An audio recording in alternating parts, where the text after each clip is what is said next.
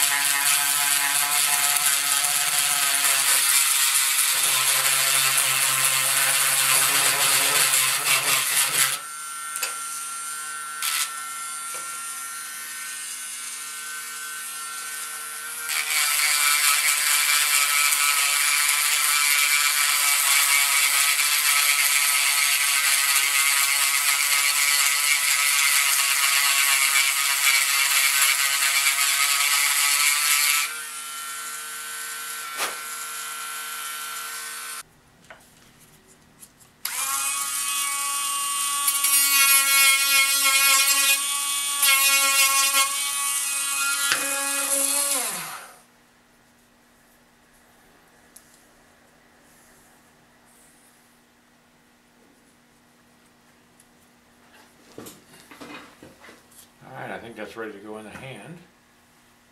Oh yeah, that fits a lot better in his hand now.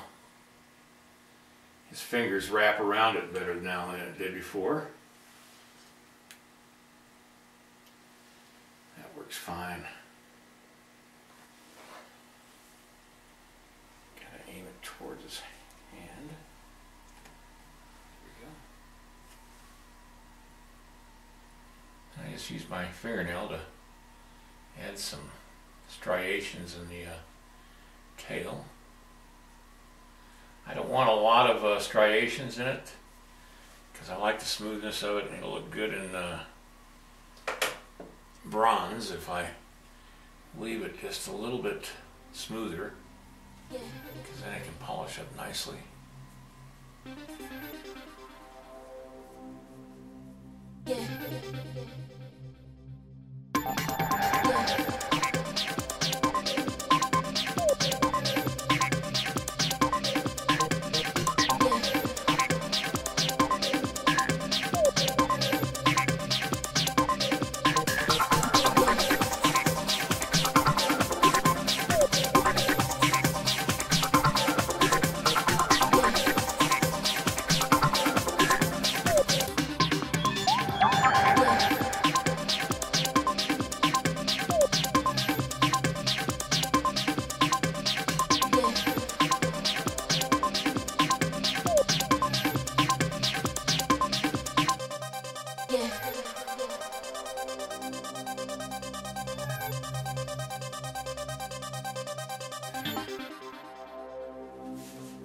Alright, what I'm going to do now is I'm going to take a paintbrush.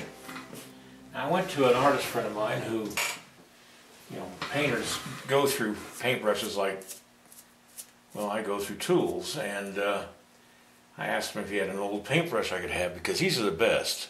They don't leave hairs on your sculpture.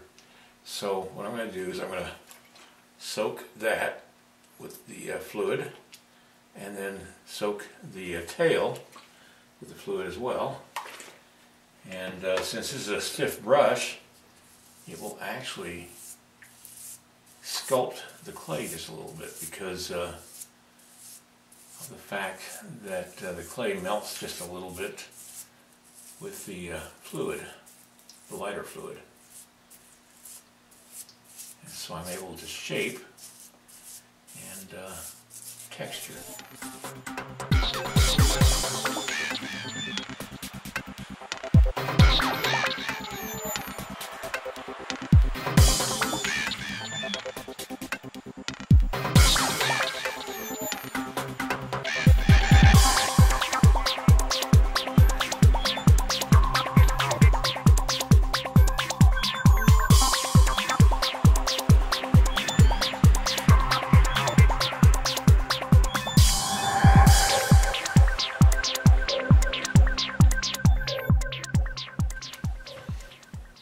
Okay, this is one of the final things I do, and that's add texturing to the base.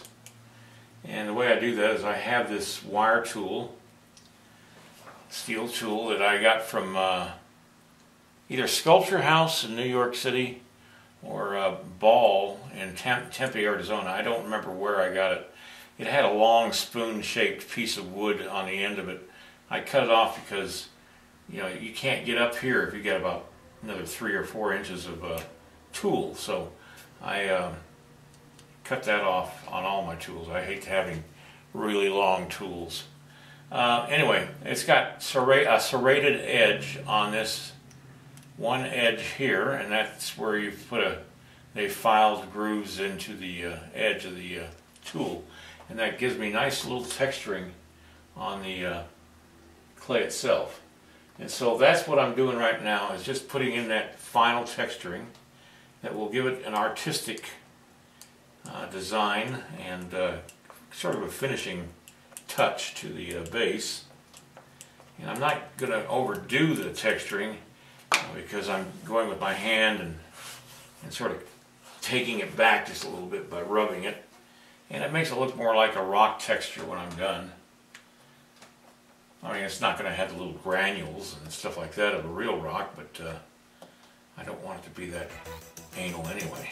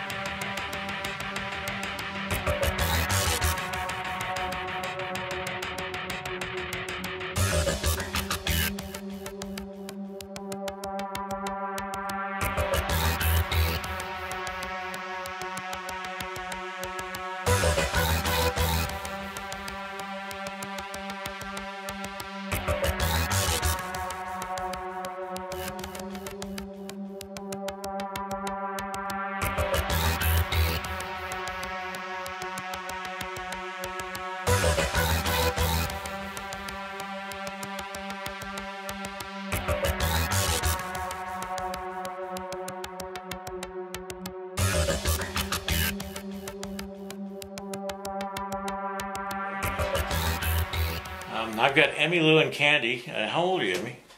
10. You're 10? Wow. I'm only 56 years older than you are. Anyway, Emmy's brought in some of her sculpture. You want to show me one of them? And so I can show people? Let me get Emmy in the picture here.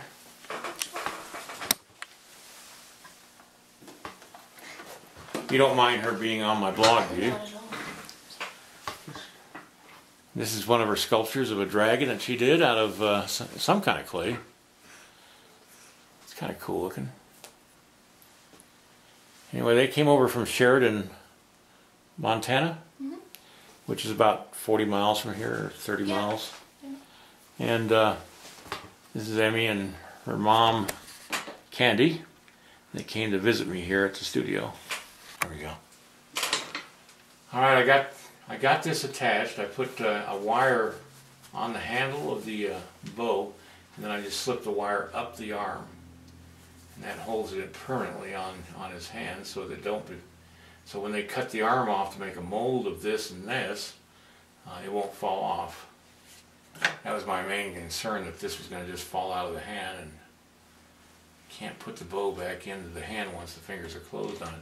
And I want to work on those fingers and get some detail on tomorrow. So I'll be coming in tomorrow on Saturday to work on this, and that will be it for today, and I'll see you guys tomorrow.